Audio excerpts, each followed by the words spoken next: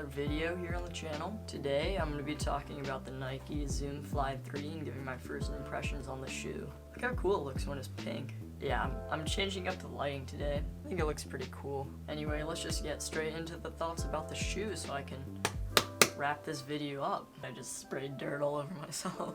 Alright, so as of recording this, I have about 20 miles in the shoe, enough to kind of give my impressions of what I think about it at first, but this is not a full review. I just want to get that out of the way. I also realized that the shoe isn't the newest. It's the latest one in the Vaporfly lineup, but is not the most recent in terms of when it was released. Something interesting I'd like to say is that I run in many different conditions in this shoe. I've run in the rain, I've run in normal weather, I've run in mud, so I kind of have a general grasp of how well the shoe just performs all over in almost any condition except for snow, but that's completely different. Alright, so that wraps up my disclaimers. Now let's get into my actual thoughts about the shoe.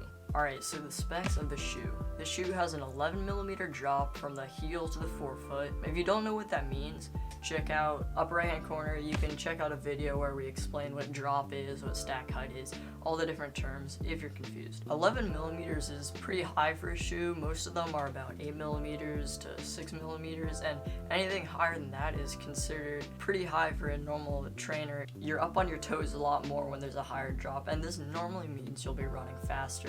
And so that's a good thing for tempo runs and for faster stuff, but as you can see, it's also very high in the stack height. To be exact, it's 34mm in the heel and 23 in the forefoot. And so this is also a really high stack height for a shoe, which means you can go on long runs, you won't feel as beat up after your runs, and I think it's a really good combination because high stack height, running fast, good for tempo, and also lots of foam, and that means you can go longer distances, at least for me, because my legs get beat up pretty easily. The shoe comes in at 8.8 ounces in men's size 8.5, which is my shoe size, and it comes in at 9.65 ounces in men's size 10.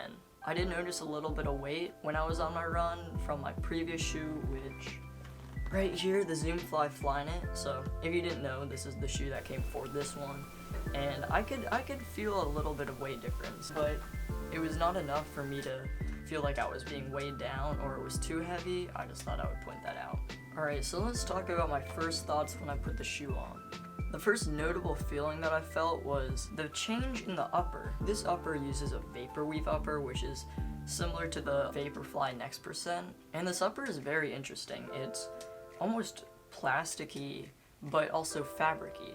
What I mean by this is, have you ever felt those waterproof jackets that are thin but also just like wick away the water and it just bounces off? That's very similar to what this feels like, and that comes into another point I'm going to make later, which is I think this upper is very, very good for water in the rain. Alright, so the next thing I immediately noticed was the amount of foam in the heel.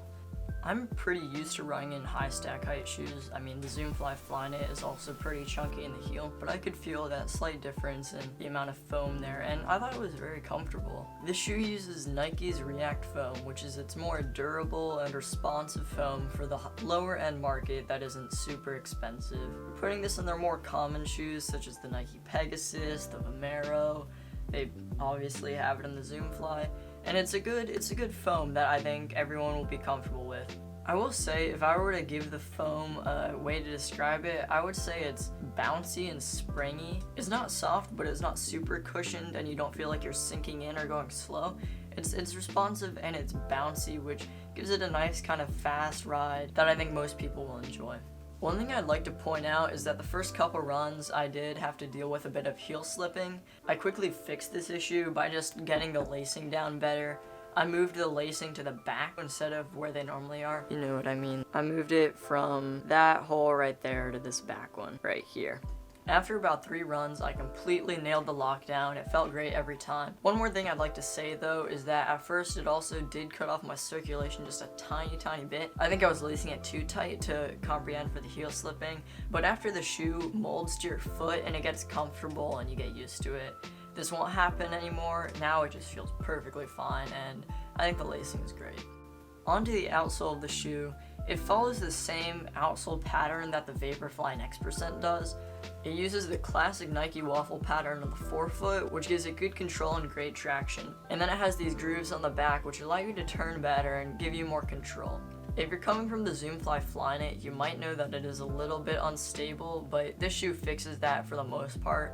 When it comes to stability, I must say there were a couple times, just about once or twice, where I did feel a little unstable. It wasn't a big deal and I just kept running, but I did feel like I could fall on the turn. I think this is mainly due to how high the shoe is and how you're not close to the ground. Overall though, I think it was an improvement from last year's model, which people were complaining that it did feel a little unstable while they were running. I do need to mention that the shoe has a carbon fiber plate. If you don't know what that is, we go into more detail in this video up here. But just to summarize, it's, as it sounds, a carbon fiber plate that sits in the midsole of the shoe, and it adds rigidity and it adds bounce almost. Think of it like a lever. It bends when you run and it uses that energy to help push you forward. I think the carbon fiber plate definitely makes the shoe feel a lot more stable. If it wasn't there, I'd feel like I might be falling over one way to the other because of the cushion on the foam. But this carbon fiber plate makes it feel more stable and gives it less bend while you're running. Now let's talk about the price. So this shoe is $160 retail, but I got it on sale for about $130. If you can find it on sale, like at Nike.com, which is where I found it, or Running Warehouse, wherever it might be, I definitely recommend you pick the shoe up on a sale because it is a little bit expensive. I predict the shoe will have pretty good durability and will be able to go maybe 400 miles, maybe more, 500 maybe. And I'd say you can use it from things like tempo runs. I think you could definitely use it for long runs or faster long runs.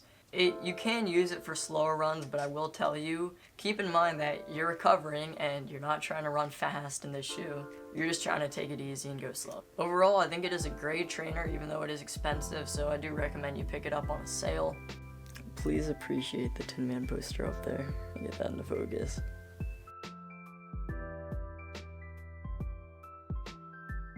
Alright, I hope you enjoyed the first impressions of the Zoomfly Flyknit. It was a fun video to make.